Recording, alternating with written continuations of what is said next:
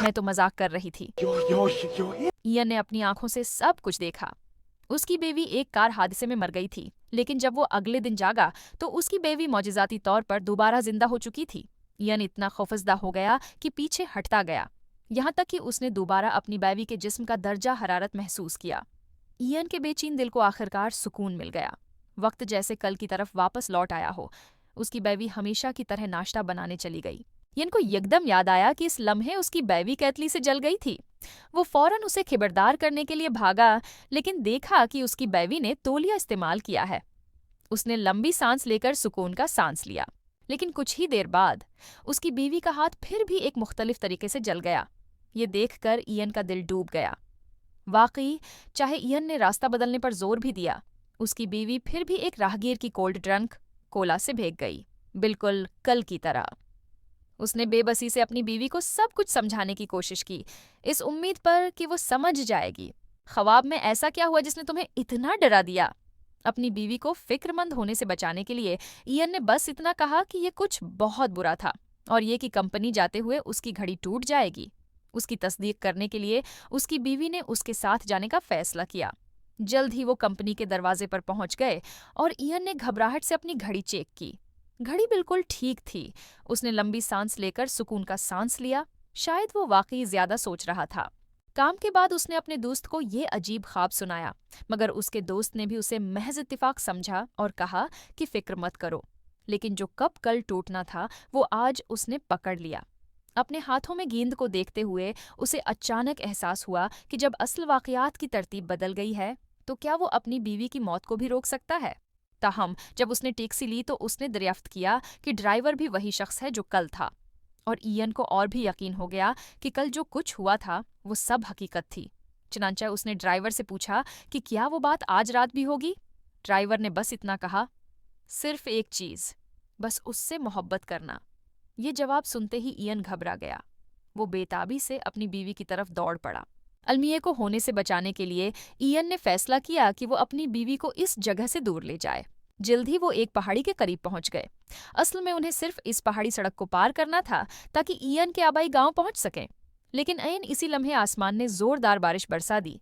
वो जल्दी से करीब ही एक पुराने पत्थरों के मकान में पनाह लेने लगे। जैसे ही इयन आग जलाकर गर्मी हासिल करने वाला था, ऐन इसी वक्त एक हादसा हो गया। उसने अपनी कलाई की तरफ बेयकीनी से देखा। घड़ी टूट चुकी थी। इसी लम्हे उसे आखिरकार यकीन हो गया, ये एक अटल हकीकत थी। अपनी खूबसूरत बीवी को देखते हुए इयान ने दिल में छुपे गम को दबाकर उससे एक सवाल किया, अगर तुम्हारे पास सिर्फ एक दिन बाकी हो तो तुम क्या करोगी? अपने शौहर के संजीदा चेहरे को देखकर उसने पुरज़्म लहजे में कहा, ये तो बहुत आसान जवाब है, सोचने की भी जरूरत नहीं। मैं ये दिन तुम्हारे साथ गुजारूंगी। फिर दोनों बाहर टहलने निकल गए, मगर अचानक उसकी बीवी ने वापसी की तजवीज़ दी, क्योंकि आज रात उसकी ग्रेजुएशन रिसाइटल थी। वो ये भी जानता था कि उसकी बीवी अपने ख्वाबों के साथ कितनी वाबस्ता है। चूंकि वो इन सब को बदल नहीं सकता था, इसलिए उसने तय किया कि वो इस आखिरी वक्त को कीमती बनाएगा। तो घर वापस आने के बाद इयन ने अपनी बीवी का लिखा हुआ गाना चुपके से ले लिया और जल्दी थिएटर पहुंच गया ताकि मुंतजमीन को कायल कर सके कि वो ये मौसीकी सब में बांट दें। वो जानता था कि उसकी बीवी बचपन से ही गलोकारा बनने का ख्वाब देखती आई है, मगर बदकिस्मती से उसे कभी अपना स्टेज नहीं मिला। जब परफॉर्मेंस खत्म हुई तो समंथा ये देखकर हैरान रह गई कि उसकी शेट म्यूजिक हकीकत में यहाँ मौजूद थी। तो अपने शूहर के हौसले के साथ वो घबराते हुए स्टेज पर चढ़ी, और जब उसने अपने शूहर की पुरज़्म निगाह देखी तो जैसे उसे काफ़ी हिम्मत मिल गई। उसकी खूबसूरत आवाज़ ने पूरे हाल को भर दिया। जब गाना ख़त्म हुआ तो सबने भरपूर तालियां बजाएं, और यूं समंथा ने आखिरकार अपनी ख्वाहिश पूरी कर ली। उसके बाद वो दोनों एक रेस्टोरेंट गए। इयन ने एक कड़ा ब्रेसलेट निकाला जो उसने पहले से तैयार किया था। उसके हर छोटे चारम में उनकी कोई ना कोई अनोखी याद बसी हुई थी। अगरचे ये तोहफा महंगा नहीं था, मगर समंथा के लिए ये सबसे कीमती चीज़ थी। ताहम खाना खत्म करने के बाद अचानक जोरदार बारिश शुरू हो गई। इयन जानता था कि उसके पास अब ज्यादा वक्त बाकी नहीं। मैंने तुमसे मोहब्बत की, जिस दिन तुमसे मिला उसी दिन से मोहब्बत की, लेकिन मैंने खुद को कभी ये महसूस करने की इजाज़त नहीं दी उस दिन तक। समंथा, आज तुम पर कोई जब्र नहीं था, न मेरे लिए। अगर तुम ना होते तो मैं कभी मोहब्बत को जान ही न पाता। तो शुक्रिया कि तुमने मुझे मोहब्बत करना और मोहब्बत पाना सिखाया। एक बोसे के बाद जो होना था वो हो ही गया।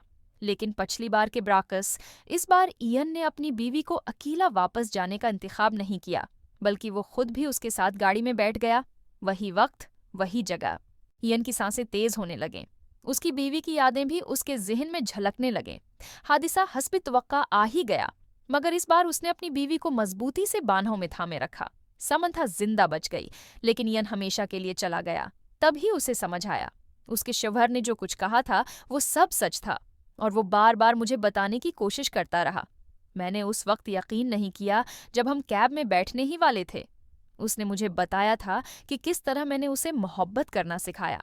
उसे चाहना ये तो मेरे लिए बहुत आसान था, वो बस सब कुछ कहना चाहता था।